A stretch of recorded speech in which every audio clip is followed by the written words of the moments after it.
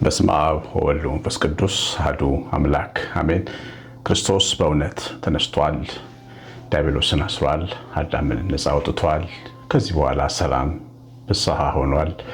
እግዚአብሔር አምላካችን በዘላለም ፍቅሩ የወደዳችሁ በኪዳኑ ደም የቀደሳችሁ መስቀል ላይ በተሰቀለ ጊዜ ዕዳ በደልን ሲከፍል የተከፈለለት የዳነ ሕዝብ ያደረጋችሁ መንፈስ ቅዱስ ጰራቅሊጦስ አትሞ ሀብተ ወልድ ስመ ክርስትናን የሰጣችሁ ብሩካን የእግዚአብሔር ልጆች ሁላችሁ እንደምን ቆያችሁ? ሁሉን የሚችል አምላክ ጌታ መድኃኒታችን ኢየሱስ ክርስቶስ ከአብ ከመንፈስ ቅዱስ ጋር በአንድነቱ በሶስትነቱ ተወደደ ተመሰገነ ይሁን።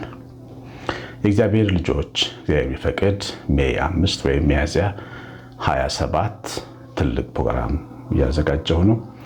20 ዓመት አንቨርሰሪን አከብራለሁ። እንዲሁ ቁጥር 10 የመዝሙር አልበም እግዚአብሔር ረድቶኝ አወጣለሁ። ይዛለት ትልቅ ጉባኤ ነው ያዘጋጀሁት። 2 ማሳሰቢያዎች ናቸው ያሉኝ።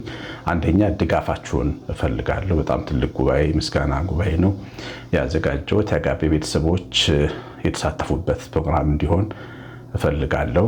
ሁለተኛ እዛ ፕሮግራም ላይ መካፈል የሚፈልጉ ቤተሰቦችም ካሏችሁ ፕሮግራሙን እንድጋብዛቸው በማስቀምጥላችሁ ስልክ መልእክት ትተውልኛላችሁ። እግዚአብሔር ሁልጊዜ ከአገልግሎቴ ጋር ሆናችሁ ቆማችሁ ስላላችሁ እኔም እናንተን ለማገልገል እድል ስለሰጠኝ በጣም ደስተኛ ነኝ። እግዚአብሔር ይባርካችሁ። መንፈስ ቅዱስ ጊዜያችንን በሰላም በጤና ቀድሶ ለዛ ቀን ያደርሰን። እግዚአብሔር ይባርካችሁ። ዛሬ የምንማረው መኃልየ ሰሎሞን ምዕራፍ 2 ቁጥር 8 ላይ እነሆ የወዴ ቃል በተራሮች ላይ ሲዘል በኮረብቶችም ላይ ሲወረወር ይመጣል። ያው እንደምታውቁት ከተራራ ላይ የሚወረወር ትልቅ ቋጥኝ አይታችሁ ሊሆን ይችላል። ትልቅ ቋጥኝ ምን ያህል ብርቱ እንደሆነ ወደ ከፋ አካባቢ ከዚህ ቀደም አቡነ ሐራ የሚባል ገዳም እናሰራ ነበር። ተሰብስበን አዲስ አበባ ያለ ልጆች ብፁዕ አቡነ እስጢፋኖስ ጋር አንድ ላይ ሆነንና በክረምት ልንጎበኝ ገዳሙን ሄደንና ስንመለስ በገዳሙና ቴፒ የምትባል ከተማለች። በቴፒ ከተማና በገዳሙ መካከል ባለው ተራራማ ስፍራ ላይ እኛ ስንደርስ ከፍተኛ የተራራ ናዳ ወድቆ ደረስን። የምናልፍበት አስፋልት ወይም መንገድ በተራራው ናዳ ተዘግቶ ያው ቁልቁለት ነው። ከዛ በኋላ ያለው ገደል ነው ማለት ነው። እና ምን ያህል ብርቱ እንደሆነ የተራራ ናዳ ያን ጊዜ ነው የተመለከትኩት። ከሰው አቅም እና ከሰው ማሰብ በላይ ነው። እና ከተራራ ላይ የሚወረወሩ ቋጥኞችና ትልልቅ አለቶች በጣም ብርቱ ናቸው፣ መስበር ይችላሉ። እና የውዳችን ቃል የእግዚአብሔር ቃል የሰማያት አምላክ እግዚአብሔር ቃል ወደኛ ሲወረወር በዚያ ብርቱ ልክ ነው የሚወረወረው። እንዴት አድርገን እንደምናየው አላቅም፣ እንዴት አድርገን እንደምንሰማው አላቅም። ቅድም እርሱ ላይ ታችሁታል። ቆሞ ነው የሚጠራን እግዚአብሔር። የሚናገረን ቆሞ ነው የሚናገረው። ሕያው ነው፣ ውሸት የሌለበት ዘላለማዊ ሕያው የሆነ ቃል ነው እግዚአብሔር ካፉ ለኛ የሚያወጣው። ቃሉ አይለወጥም። በልጅነቴ ያው ብዙ በመንፈሳዊ ሕይወቴ ባላደኩበት ጊዜ ከእግዚአብሔር ጋር የመኖር ልምምድ ነበረኝ። ያው ቤተክርስቲያን ውስጥ እያለሁ ማለት ነው። በአንድ ጉዳይ ተሸበርኩኝ። አንድ የሚያስጨንቅ ነገር የሚያስደነግጥ ቤተሰባዊ ችግር ገጠመኝ እና መቆም መራመድ አቃተኝ፣ አስጨነቀኝ። አንድ ነገር ደውለው ነግረውኝና ሰውነቴ ተብረከረከ። መራመድ መቆም የሚባል ነገር አቃተኝ እና እግዚአብሔር አይዞ እኔ ጋሻ ነኝ አትፍራ የሚል ቃል እንዳነባ አደረገኝ። መንገድ ላይ ማለት ነው። ታክሲዎች 2 ታክሲዎች ጦር ኃይሎች የሚባል ሰፈር ነው። ያን ያልተሰራም ጦር ኃይሎች እንዳሆኑ እና ቆመናል። ልክ መብራት ነገር ነው ብቻ የሆነ ነገር ብቻ አይዞን ስንቆም እኔ ገቢና ተቀምጫለሁ። ወደ ክፍለ ሀገር ለመሄድ ነው። ከገቢናው አጠገብ ደግሞ ያለ የከተማ ታክሲ በኃይል መጥቶ ገጭ ብሎ ቆመና የተንጠለጠለው ጥቅስ ወደ ላይ ዞረ ማለት ነውና እኔ ጋሻ ነኝ አትፍራ የሚል የሚያበረታ ቃል ሰጠኝ። ከዛ በቃ በረታው። ከዛ በኋላ ሰውነቴ ወደ ቦታው ተመለሰ እና ቆይቶ በሌላም ቀን ሌላ አይነት ነገር ገጠመኝና ሰውነቴ ተብረከረከ እና ስጋዬ ፍርሃቴን ያነደው ጀመር፣ ያቀጣጥለው ጀመር። መንፈሴ ግን ይህንን ቃል ነገረኝ ጀመር። እግዚአብሔር ይዋሻል ወይ? እግዚአብሔር የአንድ ቀን ተናጋሪ ነው? የአንድ ቀን አጽናኝ ነው ወይ? እኔ ጋሻ ነኝ አትፍራ ብሎ እያለ እግዚአብሔር ይረሳሃል ወይ? በቃ የሆነ ሳምንት ላይ እስከ ሳምንት ነው እኔ ጋሻ ሆነው ይላል ወይ እያለ እግዚአብሔር በመንፈሴ በኩል ያስተምረኝ ጀመር። የቃሉን ሕያውነት ይነግረኝ ጀመር። ከተናገረ አይዋሽም። እግዚአብሔር ለአብርሃም የማለውን ለሺህ ዘመናት ነው የጠበቀው። ለይስሐቅ የተናገረውን ፈጽሞለታል። ለዮሴፍ ያሳየውን አሳይቶታል። ለያዕቆብ የተናገረውንም ጋሻ የመሆን ክብር እስከ ሽምግልና ድረስ ጠብቆለታል። የሳምንትና የወር ኪዳን አይደለም የሚገባው ከኛ ጋር እግዚአብሔር ልጆች በየቀኑ በምትሰሟቸው ስብከቶች ልባችሁ ውስጥ ሲደርስ የእግዚአብሔር ቃል ያ የሚወረወር አለት ውስጣችሁን ሲመታ ሳምንታዊ መጽናኛ አይደለም። እግዚአብሔር ሳይካትሪስት አይደለም። የስነ ልቦና አማካሪ አይደለም። የሆነ ቢሮ ገብታችሁ ስትወጡ የምትረሱት ሰውዬ አይደለም። እግዚአብሔር ሕያው ተናጋሪ አምላክ ነው። ቃሉም አለት ነው። የሚሰራና የምንቆምበት ነው። የሚሰብር ነው። አለት የጽናት ምልክት ነው። ታውቃላችሁ፣ አለት የጽናት ምልክት ነው። አለት ቤት እንዳይወድቅ ተክሎ የሚይዝ ትልቅ ድንጋይ ነው። ቃሌን ሰምቶ ቢፈጽም ቤቱን በአለት ላይ የሰራ ሰው ይመስላል። ቃሌን ሰምቶ እውነት ነው ብሎ የሚቀበል ከሳምንት በኋላ የማይረሳ ሌላ ቀን ተናገረኝ፣ ደግሞ እንደገና ተናገረኝ፣ ደግሞ እንደገና ተናገረኝ የሚል እየሰማ የማይጠግብ ግን የማይሰራ ሰው እሱ ቤቱን ባሸዋ ላይ ሰራን ሰው ይመስላል። ግን አንዱን ቃል ለዘላለም በጽናት ይዞ የሚቀመጥ የተናገረለትን የማይረሳ ጽኑ ሰው ቤቱን በአለት ላይ ሰራ ሰው ይመስላል። ነፋስም ነፈሰ፣ ጎርፍም ጎረፈ፣ ግን አልወደቀም።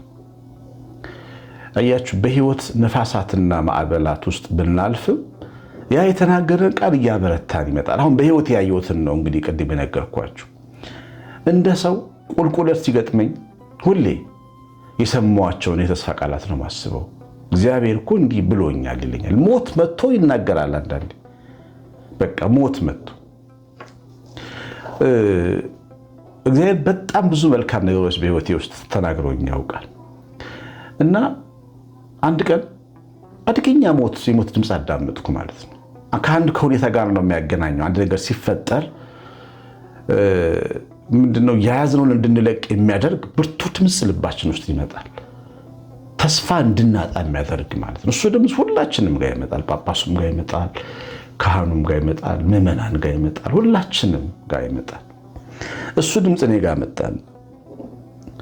ከዛ ምክንያቶች እንደረደረልኝ እውነተኛ ተስፋ የሌለው ሰው መሆኔን የሚነግረኝ ማለት ነው። ግን እግዚአብሔር የተናገረኝ ቃል ደግሞ እንደገና አጠገቤ መጥቶ ይቆማል። እንዲህ ብሎኛል እግዚአብሔር፣ እንዲህ ብሎኛል ስለው ያ ጠላት ያ ድምፅ ይጠፋል ከውስጥ። የተናገረኝን በቁም ነገር መያዝ የጠቀመኝ እግዚአብሔር ሲናገር በቁም ነገር ያዙ። የ15 ደቂቃ ትምህርት ሰምታችሁ ወይ ጉድ ብላችሁ ዘግታችሁ ታትውጡ። መያዝ የሚገባችሁን ያዙ። እግዚአብሔር ለእኛ ሲናገር ለእኔ ተናገረኝ ብላችሁ ያዙ። ቦልድ አድርጋችሁ ያዙ። ያን ጉዳይ መያዝ ያስፈልጋል። ለሆነ ቀን ይጠቅማል።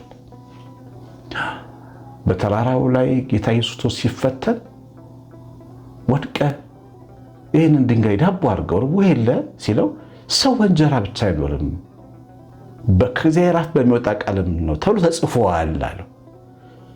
በልቡ ውስጥ ያለውን ቃል ነገረው ማለት ነው። የተጻፈውን ቃል ጠቅሶ የጠላትን ሐሳብ አፈረሰ ማለት ነው። እግዚአብሔር እኛን የሚናገረን ሁሌ የጠላትን ሐሳብ የምናፈርስባቸውን ብርቱ ድማሚቶች እየሰጠን መሆኑን ማወቅ ያስፈልጋል። ብርቱ ጥይቶች ለመሰላችሁ ጠላታችን ከኛ በላይ ተናጋሪ ነው። እግዚአብሔር ልጅ ከኛ በላይ ምክንያት አደራጅቶ መረጃ አደራጅቶ ከመርማሪ ፖሊሶች በላይ ሰውን የሚያጠቃ ነው፣ ወይም ደግሞ የሚናገር ነው፣ የሚረታ ነው። እያንዳንዷን ነገር በእግዚአብሔር ቃል ካልመከትናት እኛ ዝም ብለን በማስተዋላችን ልናልፈው አንችልም። በጣም ብዙ ሰዎች የተሰበሩት የእግዚአብሔርን ቃል ስለማያውቁ ነው። ብዙ ካህናት የተሰበሩት፣ ብዙ ዲያቆናት የተሰበሩት፣ ብዙ ምዕመናን የተሰበሩት፣ ብዙ ወጣቶች የተሰበሩት የእግዚአብሔር ቃል ውስጣቸው ስላልገባ ነው። የእግዚአብሔር ቃል የመድረክ ዲስኩር ስለሚመስላቸው ልባቸው ስላልገባ ነው የሚመስላቸው። ያ ነው ይጎዳቸው። ልብ ውስጥ የምንይዘው ተስፋ ሊኖር ይገባል። አንዳንዴ ሄዶ ልባችንን የሚያረግ ቃል ስናገኝ በደንብ መያዝ አለብን። ልብ የሰው ልጅ ልብ አለ እግዚአብሔር እጅ አይነካም በፍጹም። ስጋና ደም የሰው ልጅ ልብ አይነካው። ለምን መሰላችሁ? የሰው ልጅ ልብ ከሲኦል የጠለቀ ክፉ ነው ይላል እግዚአብሔር ቃል። ክፉን መያዝ የሚችል ብቸኛ ባለስልጣን እግዚአብሔር ብቻ ነው። ቃሉ ብርታቱ ኃይሉ ነው።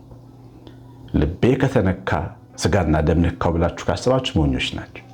ዛሬ የኔን ህይወት ተናገረኝ፣ ዛሬ ለኔ የተናገረው ቃል ነው ይሄ የምንልባቸው ቀናት እግዚአብሔር ቀጥታ መልእክቱን እየላከ ያ ትልቅ አለት ከተራራው ላይ ተወርውሮ ልባችን ላይ እየወደቀ መሆኑን ማወቅ አለብን። እግዚአብሔር ልጅ ያንን ቃል በደንብ መያዝ፣ ያን ተስፋዬ ነው ብሎ መያዝ ያስፈልጋል።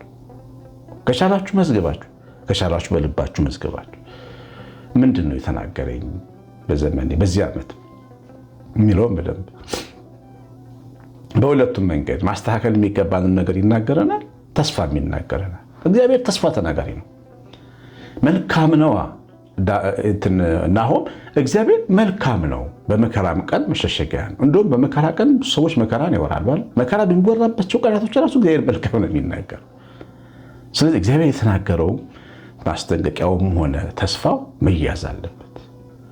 ያ ውድ የሆነ ቃል፣ ለእኛ የተላከ ቃል፣ ምንቆምበት ቃል፣ ምናበራው መብራት፣ ምንደምቅበት መብራት፣ ምንስተካከልበት መስተካከያ፣ ምንታጠቀው የተስፋ ትጥቅ፣ ምንቆምበት መቋሚያ ብርቱ ኃይል ነው።